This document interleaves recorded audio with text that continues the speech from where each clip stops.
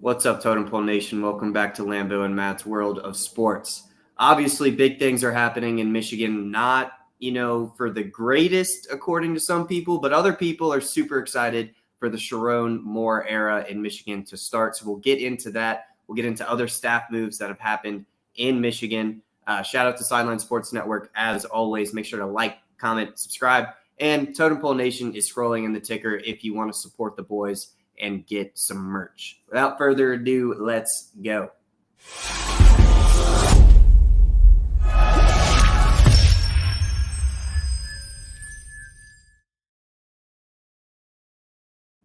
It's a new era in Michigan football. 2024, the Michigan Wolverines hire Sherrone Moore. All right.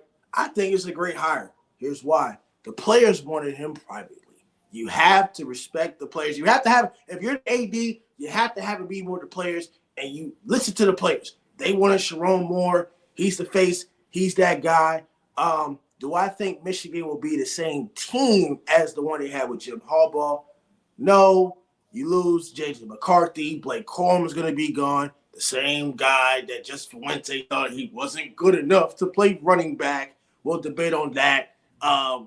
Wolverines offensively are going to have back Donovan Edwards, Colston Loveland, Will Johnson, and then the tackles of Kenneth Grant and Mason Graham on defense. But they're going to lose a lot of guys going to the NFL. So I think this is a great hire.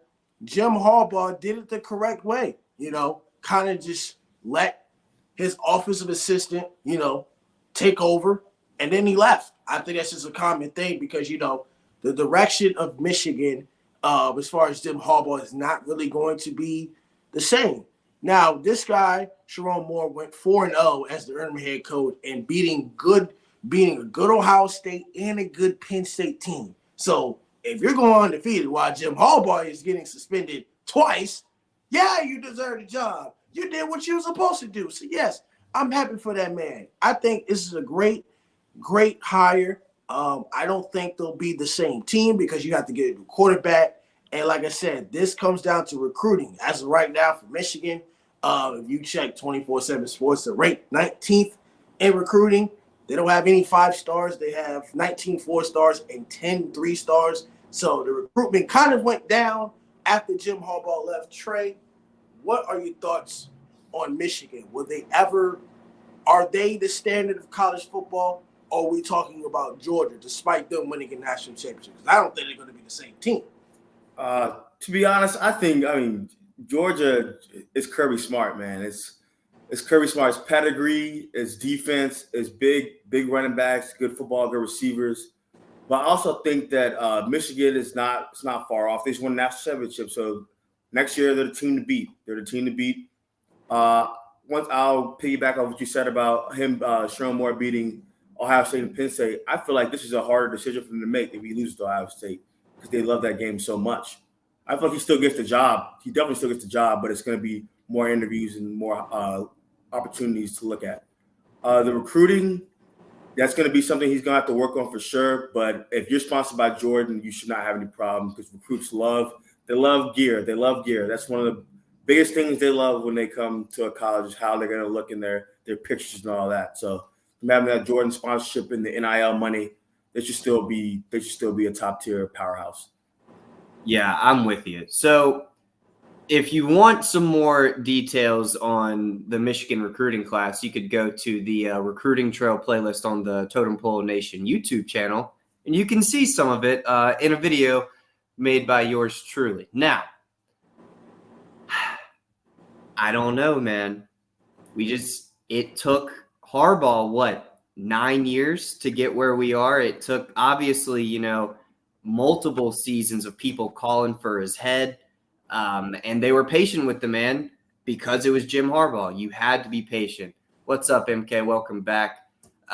So are they going to remain patient with Sherrone if, like you mentioned, the Ohio State game gets flipped back to the way it was for the past 15 years? If, recruiting takes a big enough dip, then there's questions that have to be asked. And, with the impending what's the word? Penalties maybe from the NCAA. You know, like their investigations take like 2 years.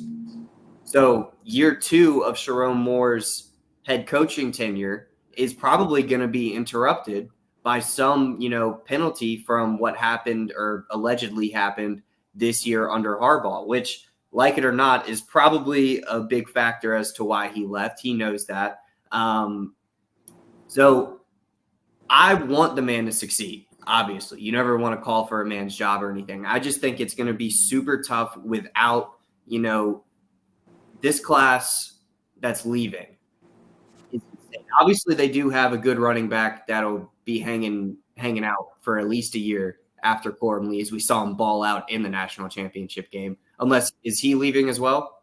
Blake Corum is leaving. No, not Blake. The second string that had 2 40-yard touchdowns. Donovan Edwards? No, Yeah. I think he's coming back. Donovan Edwards is coming back. He's nice. He's nice.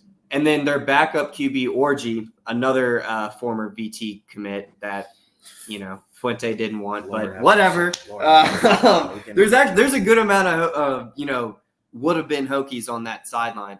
The question that comes up to me is, are we going to see a mass exodus like we saw in Bama after, you know, Saban retires and they hire a good head coach? Like, it's not like they just hired some scrub off the street. They hired the guy that was just in the national championship game, you know, with a team that was clearly not as talented as the one that they were playing against, or arguably played against in the semifinal game. You know, like, I think that team built semi on the transfer portal because he was only there for 2 years, you know, and he did crazy work in the transfer. He got Penix from the transfer portal. So, like, he knows what he's doing, and to still see so many guys leave, it's because they went there to play for Saban, right? So there has to be a lot of that, I think, considered with this, because you're not just going to Michigan for, you know, the Jordans that you're going to get every Saturday before, you know, game day or something like that. Like, you're going to play for one of the greatest coaches of the 21st century, if not longer. You know, like, he's one of those guys. He's got the winningest record in the NFL ever, or percentage-wise, and obviously he only coached for a few number of years before he went to Michigan. But it's Jim Harbaugh. You know, like, people are going to leave because he's not going to be the coach. So it's not the same situation as Bama and Kalen down there, just because I think everyone can agree Saban's name holds more weight. So it's more of a hurdle that he has to jump over.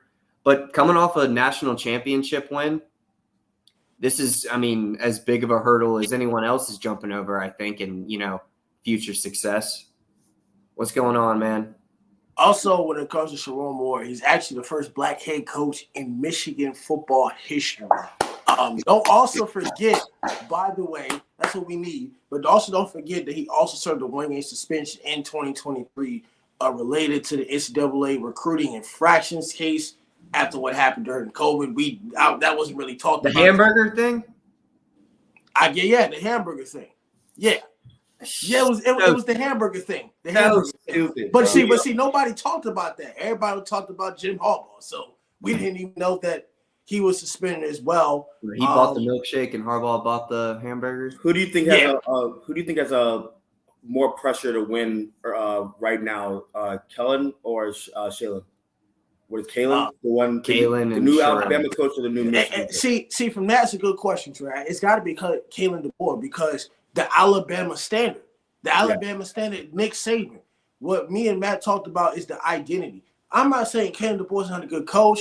I mean, he went 104-13 in NAIA. He's lost 12 games in his entire 12 games. But see, you're going from the Pac-12, which is a great offensive exposure, to the SEC. The SEC is known for guys that get drafted to the NFL. Why do you think Nick Saban had 44 first-rounders? What's the identity for Alabama? I mean, we know they're going to have a good offense. The offense was the bad part this year because Tommy Rees ain't a good goddamn offensive coordinator. I mean, my second favorite team is Notre Dame. He was okay, but he was behind Brian Kelly sucking his dick. That's the only reason why they were good offensively, because of Brian Kelly.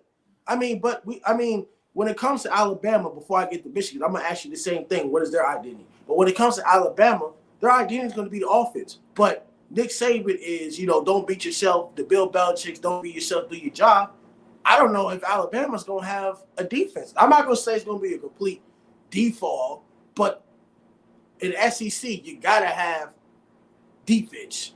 And an offensive guy and not a defensive guy, especially in the Pac-12 where they give up so much points, I don't know.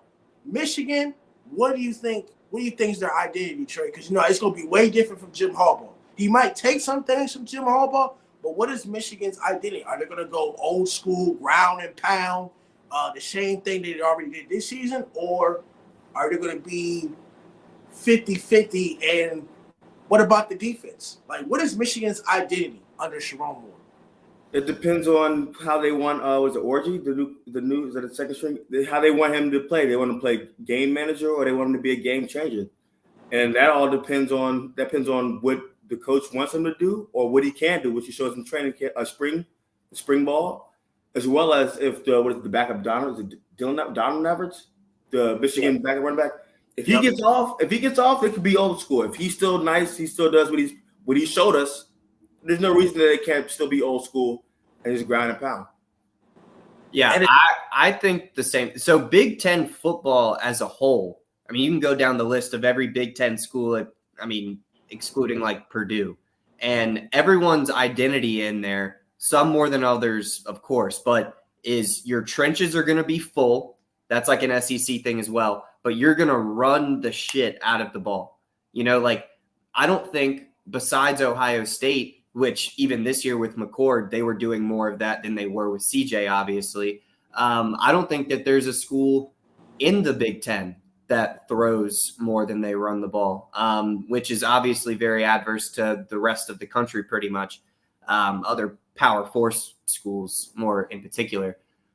I think you have to remain maybe not full, like 70% run, 30% throw, but Orgy is a running quarterback. We saw in the snaps that he came in the national championship game, he was brought in there to run. And I always bring up Dallas and I always bring up Virginia Tech, but I'm going to do it anyway. So with VT, Kyron Drones, those first 3 games was only brought in on plays that we knew he was going to run the ball. And like you brought up spring ball and training camp, they're wearing red jerseys, right?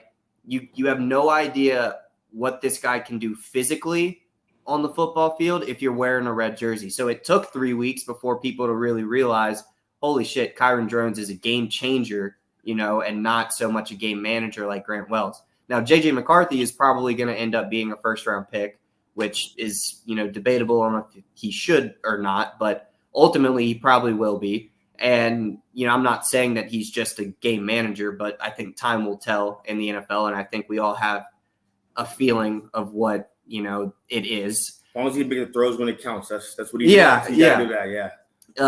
But I think, like the role that he was under in Michigan was more of a manager because that's all it had to be. And I don't know if Edwards is a huge drop off from Corum. Obviously, Corum's a top guy in the country, but he's disgusting. We saw him break off 2 40-yarders on downs where Blake was just getting a rest.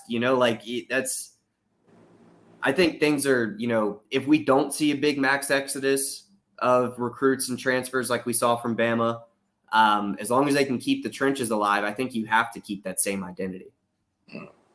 Well, we'll see what happens with Michigan football. Hopefully they can beat Ohio State. But like I said, every conference is going through an alignment. The schedules look nice. They look great. Great competition for football. But like I said, I'm not hating on Michigan, but I just don't think they're going to be national championship caliber because they're going to have to come in with a whole new roster. But we will find that out 9 months from now. But this is it for Lambo and Match Sports. Don't forget to like, comment, and subscribe to Total Pro Nation. And we want to thank you, Silence Was Never, for the platform. Adios. We'll catch you.